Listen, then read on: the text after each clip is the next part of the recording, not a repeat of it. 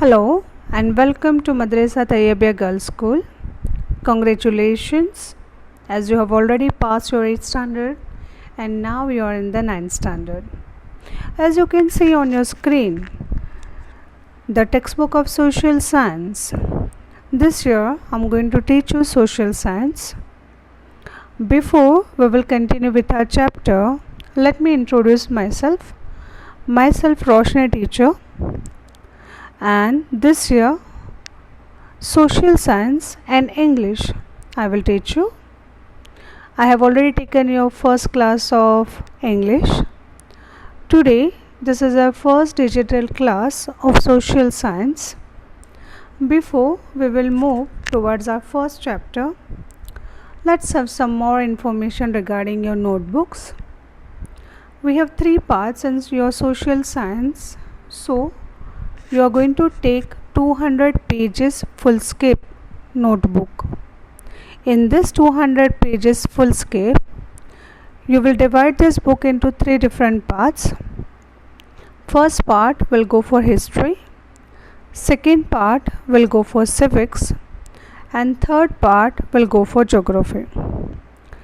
You already got the book, and in that there are 3 different parts, as I already said. 1 to 7 chapter will go in unit 1. Unit 1 is for history. Chapter number 8 to 12 will go for unit 2, that is your civics part, and chapter number 13 to 20 will go in unit 3, that is your geography.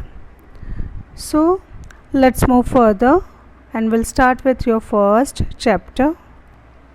Your first chapter is Rise of British Rule in India. If we talk about India, since the ancient period, India has always enjoyed an incomparable position in the whole world. Question arises, why India's position is incomparable?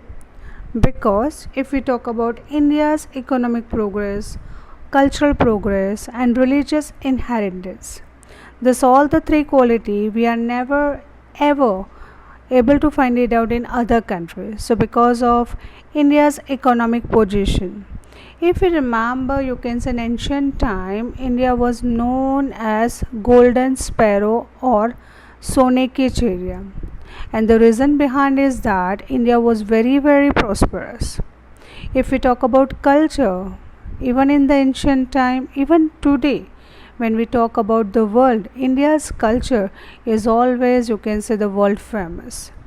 And if we talk about Indian people are also famous for their religious inheritance. Due to the economic prosperity and cultural inheritance, there are different kind of the people from all over the world, from different countries, they came to India. Now if we talk about India, there was a lot of demand of Indian spices, muslin and silk cloth, and even indigo in the European countries. The trade was between India and European countries was carried out through land routes and sea routes. If we talk about land route, so through the Istanbul, that will be known as Constantinople, which was in Turkey, through that Istanbul,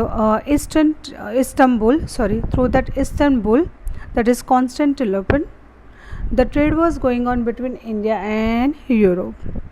But after the conquest of Constantinople in 1453 AD by Turkish Muslims, so in 1453 Turkish Muslims, they actually, you can say, attack on Constantinople, and now it was under the rule of Turkish Muslims. So now they are not allowing, you can say, this particular Constantinople for a trade between India and Europe. And that's why this European people cannot do without the spices. European people are habituated for Indian spices, and that's why European people felt compelled to discover a new sea route. So, an era of geographical discovery began. Here on your screen, you can see Istanbul, and above that, you can find it out Turkey also. So, Turkey has attack on Istanbul, and then Turkey closed that land route between India and European country. So, trade between India and European country closed. Now, your next topic is discovery of sea route to India. With inspiration, encouragement, and economical help from the Portuguese king Prince Henry, some brave people began efforts to discover new sea route. So, Prince Henry from Portuguese, he has inspired his brave people. He has also provided encouragement, and even he was ready with the economical help. And because of that, there are some brave people who are ready to find it out new sea route to reach India. Many great men tried to discover sea route to India. The picture has been given to you. That picture is of Bartholomew Dias. This picture of Bartholomew Dias, and this particular Bartholomew Dias has discovered the Cape of Good Hope. Now, on your screen, in the Atlantic Ocean, you can find it out the Cape of Good Hope. Okay, and that is in the African country. So, Bartholomew Dias has find it out or discovered Cape of Good Hope, but somehow there are some problems, and he was not able to reach India. So, the first person from Portuguese, Bartholomew Dias, he tried to discover India, but he discovered Cape of Good Hope of Africa. And now the second person, as you can see on your screen, this person is Christopher Columbus. With economic help from the King of Spain, this Christopher Columbus began his adventure of discovering a new sea route. In 1492, which again came to stop at an island. So he started his journey in the era or in the year of 1492. But somehow his journey has also ended on one of the island. Presently this particular island is known as West Indies, which is situated in the Atlantic Ocean. So this particular person has, you can say, find it out a new land. Just now presently it is known as West Indies, and which has been again situated in the Atlantic Ocean. Columbus, who had believed throughout his life that he had discovered a new sea route to India, throughout his life he thought that he has discovered a new sea route to India, but actually that was not the truth. He had actually discovered a new land. This new land began to be known as America, since this clarification was made by Amerigo Vespucci. So there was a person whose name was Amerigo Vespucci, and he cleared Christopher Columbus' idea that it was not India but it was a new land, and this will be known as, you can say, the America. Now on your screen you can see the seacoast of Calicut. Then we were having King Zimorin, and third we are having a pic of Vasco da Gama. This was a person, Vasco da Gama, who has actually discovered India. This was again a Portuguese sailor, and he has discovered sea route to India in the year 1498 AD. Very first he reached to the Calicut in the west coast of India. Over there he was welcomed by King Zimorin, and Vasco da Gama asked permission to carry out a business in India, And this Zamorin has given permission to Vasco da Gama to do the business in India. And from this particular important event, the doors for the other Europeans has been opened by this Vasco da Gama to come to India and to make business in India. So Vasco da Gama was the first person who found out a sea route to India. Not only that, he has also get the permission to do the business, and thereafter there are different types of European people who came to India. They do the business, and some of them have also ruled so many years to India. Now let's move further with the next topic: arrival of Europeans to India, arrival of the British, and establishment of trade center. The Portuguese were the first to arrive in India. Who were the first? Portuguese were first. Why? Vasco da Gama was a Portuguese, and he himself has discovered the sea routes. So naturally the Portuguese were the first to arrive in India for trade after the discovery of the sea route to India.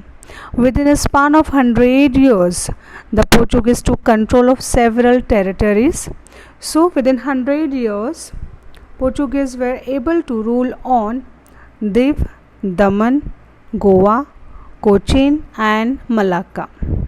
Inspired by the Portuguese success in trade, so there are other European people also. They have seen that Portuguese people were able to rule, and they also became prosperous, and that's why you can say the Dutch people from Holland, they also came to India.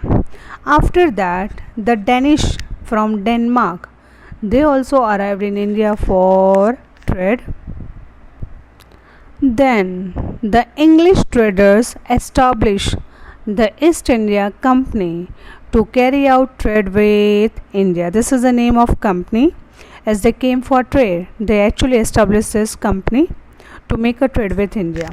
In 1600 AD, when Queen Elizabeth of England gave the permission to East India Company to carry out trade with the eastern countries.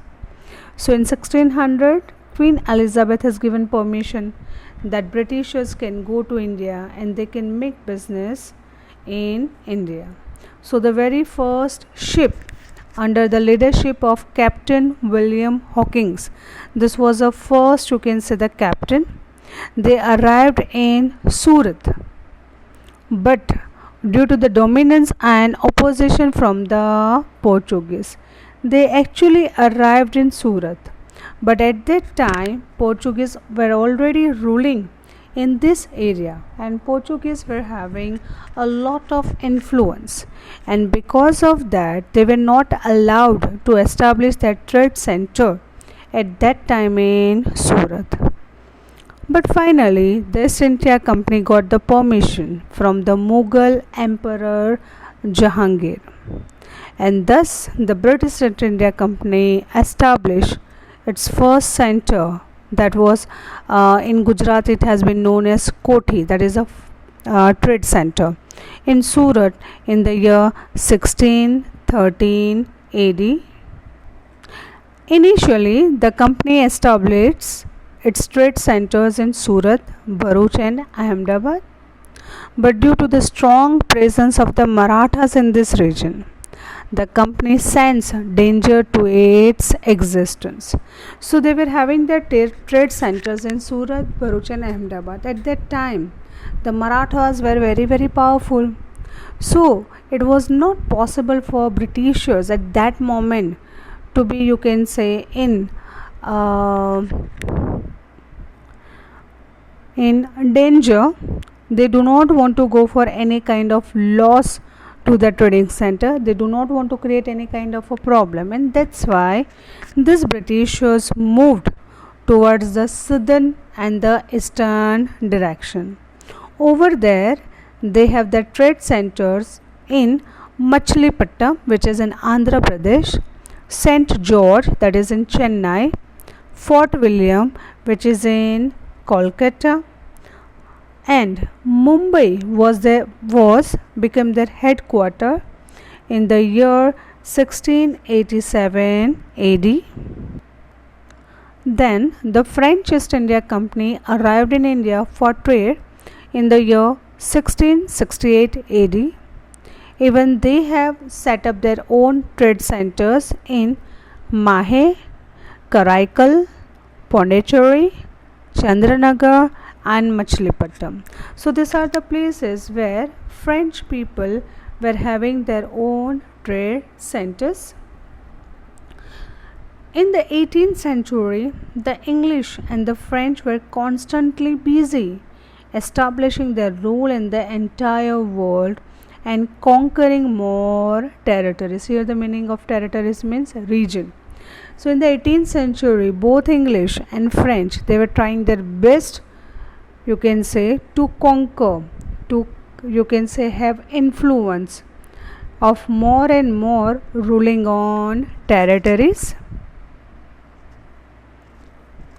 Between 1746 and 1763, there were three Karnataka wars between the French East India Company and the British East India Company in India, which the French East India Company lost.